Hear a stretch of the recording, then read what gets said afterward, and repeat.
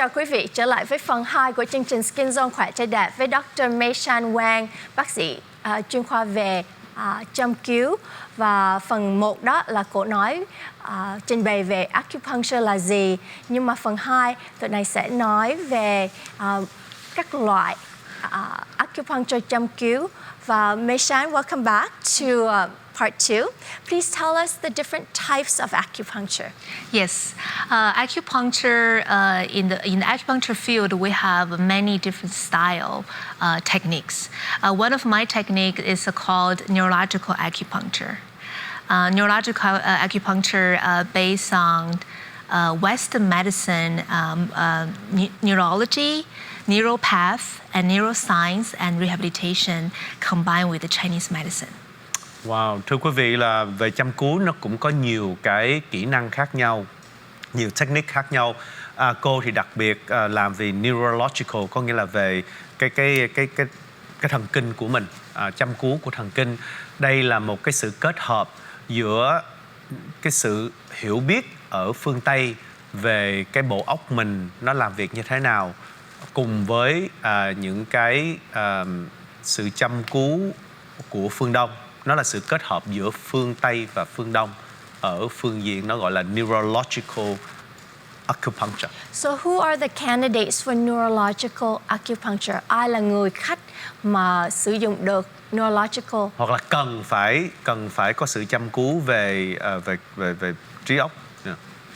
Neurological acupuncture usually we treat very difficult cases such as Parkinson's, stroke, Alzheimer's, depression. Even Alzheimer's? Yes. Depression? Depression. Wow. Anxiety. Oh, wow. Insomnia.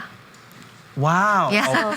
It affects a lot of people. So cái very sự good. châm cứu mà về ở thần kinh đó, nó thường làm cho những trường hợp gọi là giúp cho mấy người, giúp cho những trường hợp hơi khó ăn đó. Dạ.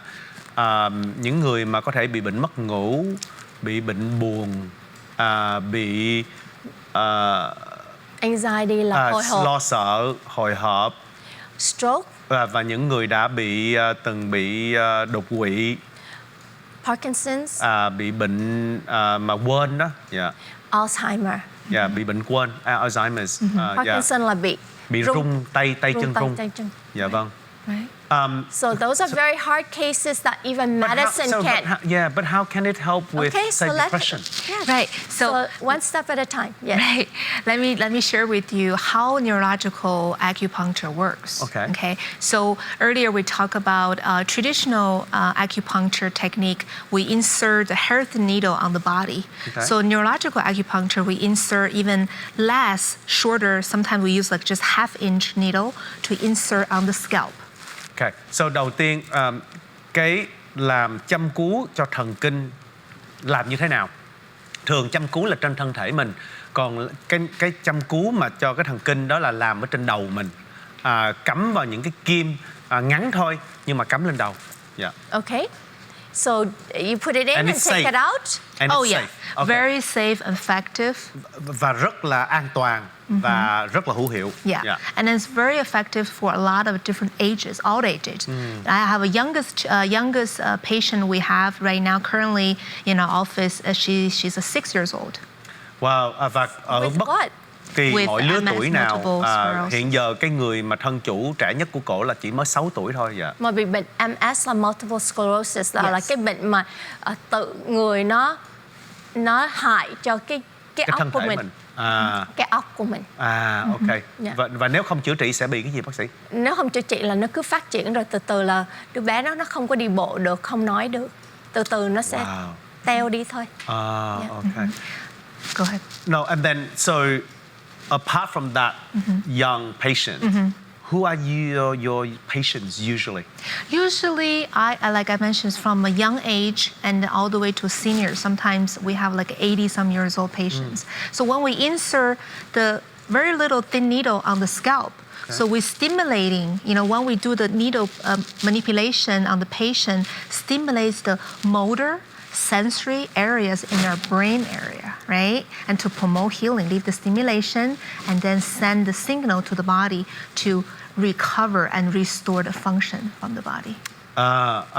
Cái này cũng hơi khó dịch nha thưa quý vị, là cậu nói khi mình chăm cứu như vậy đó thì mình sẽ giống như đưa ra những tín hiệu để cho cái cơ thể mình, cái đầu mình nó làm việc lại ở những cái chỗ mà nó không còn làm việc được nữa. Thí dụ như đầu óc của mình thì có cái phần gọi là ví dụ như về sự hiểu biết, hoặc là về cái sự cử động, hoặc là về cái gọi là cái khả năng tính toán. Thì có cái đầu mình nó giống như cái máy vậy đó. Thì cổ nói rằng là khi mình chăm cứu đó là mình sẽ làm cho cái chỗ đó nó hoạt động trở lại. So can you give us function again? So can you give us example? So if a patient had a stroke, so they're like weak on one side, can you make that come back and function?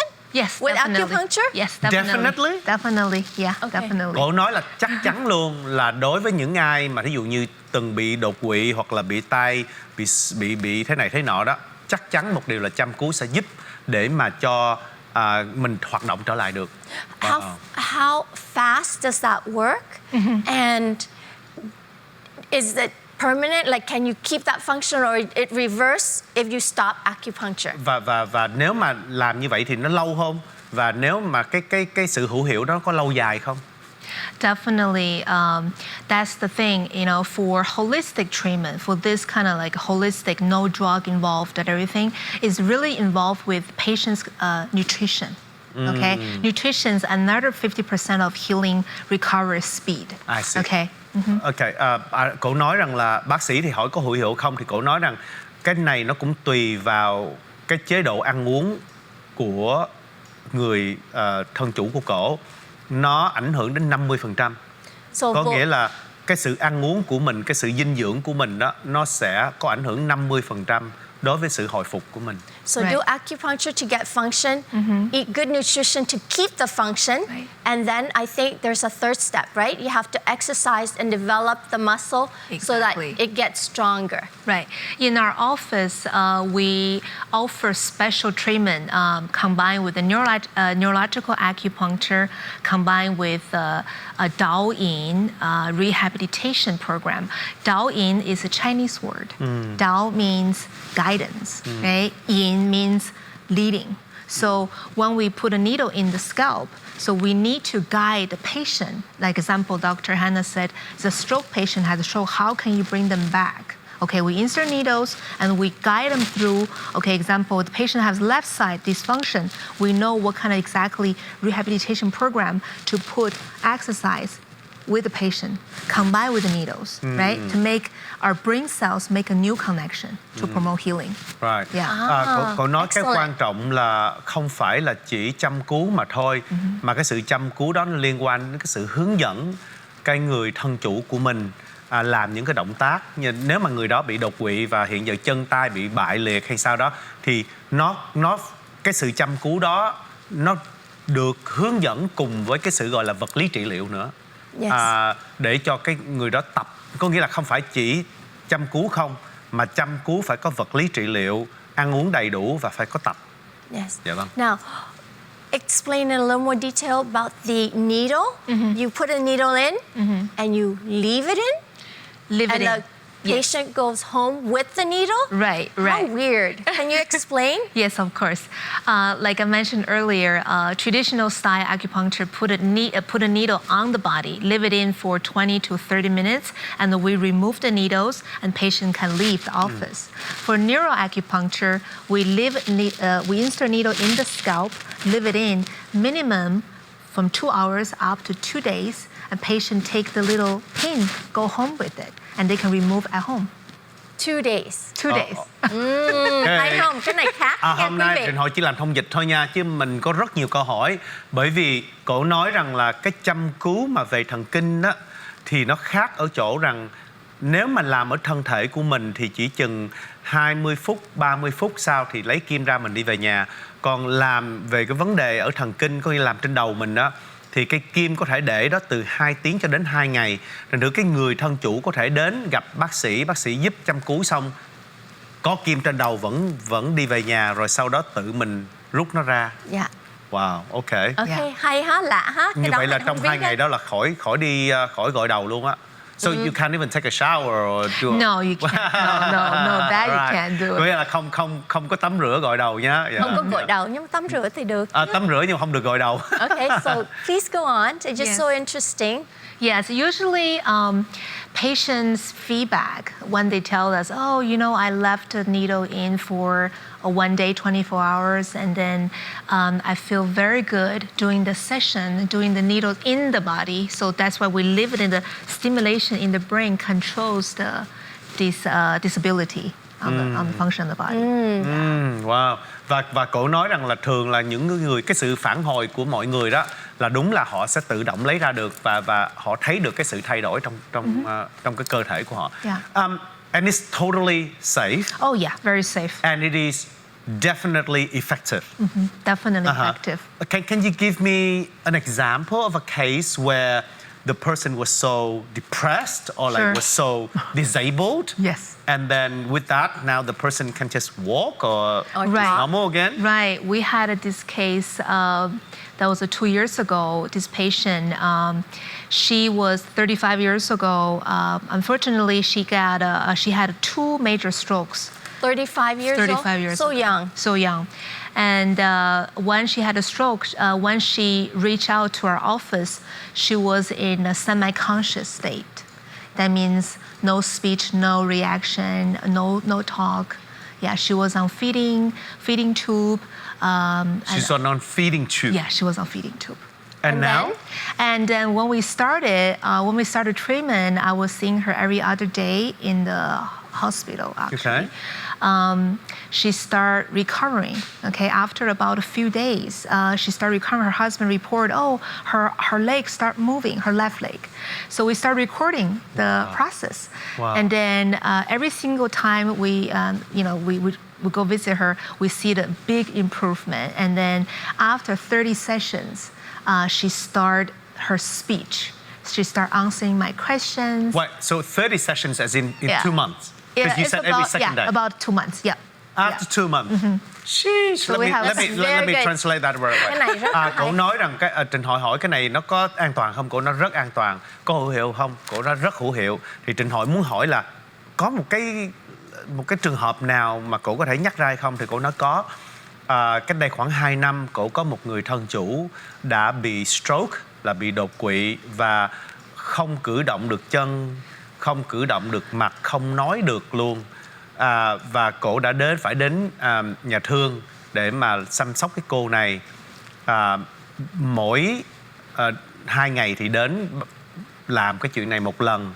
Và chỉ sau 2 tháng, chỉ sau một 30 vài lần. ngày là bắt đầu chân tay cử động được. Chân cử động được. Và do chính chồng của cô đó nói, và chỉ sau 30 lần làm chăm cứu, có nghĩa là khoảng sau 2 tháng, tại cứ 2 ngày là một lần, chỉ sau 2 tháng là bắt đầu cổ biết nói, bắt đầu tập nói luôn. Yeah. And now, what's happening now? Now Is she's continued treatment with us.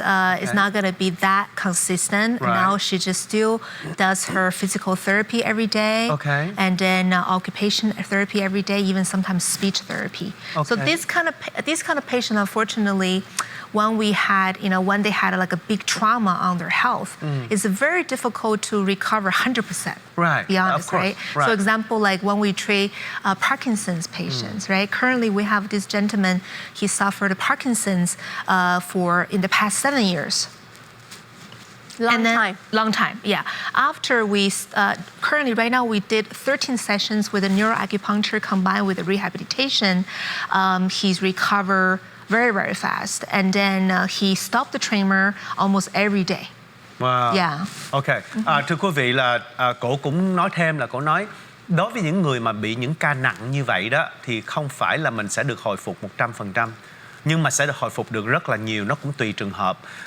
Có một trường hợp khác, cổ nói là bị bệnh Parkinson's, là bị tay chân run rẩy đó, đã bị 7 năm. Nhưng mà chỉ sau có 10 mấy lần đi là bây giờ nó thấy cái sự kết hợp nó rõ ràng, cái kết quả nó rõ ràng như vậy. So I'm so sorry, but we don't have a lot of time left.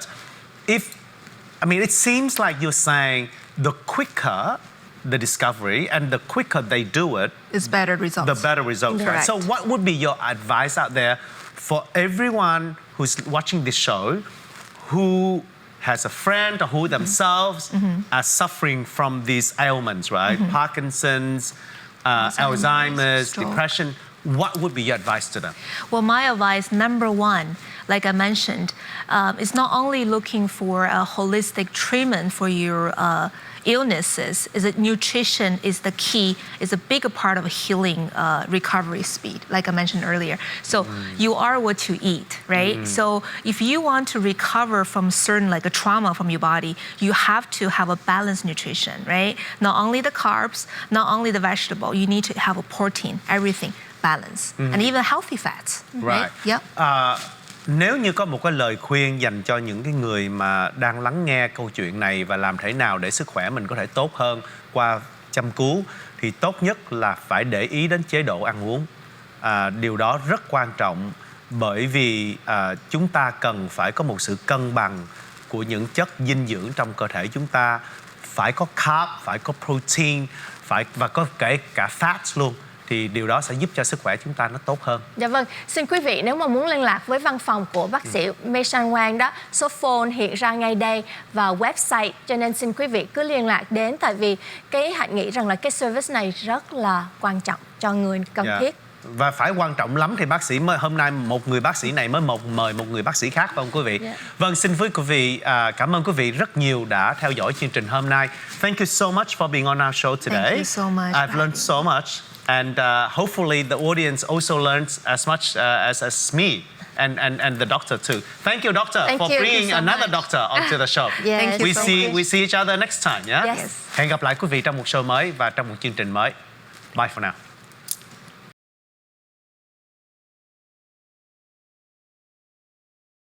Kính chào quý vị đến với trung tâm Skin Zone khỏe trẻ đẹp với sự quản lý điều hành của bác sĩ Hannah Vũ với hơn 20 năm kinh nghiệm. Văn phòng chúng tôi có dịch vụ căng da mặt, nâng ngực, hút mỡ bụng, cắt mí mắt, cấy mỡ vào mông, ngực và mặt với phương pháp tối tân không cần gây mê, an toàn và hồi phục nhanh chóng. Trung tâm Skin Zone có 22 loại máy laser tối tân khác nhau để chăm sóc da cho quý vị như da nhăn, ruột ruồi, cốc, tàn nhang, nấm, đồi mồi, rỗ, sẹo, tẩy lông vĩnh viễn và xóa xăm. Dưới cặp mắt nghệ thuật và bàn tay khéo léo của bác sĩ Hannah Vũ, quý vị sẽ có được kết quả trẻ đẹp tự nhiên như ý muốn. Văn phòng chúng tôi có chích Botox và filler và kem dưỡng da. Xin quý vị liên lạc ngay với văn phòng ở Santa Ana và Alhambra, California để lấy hẹn tham khảo miễn phí.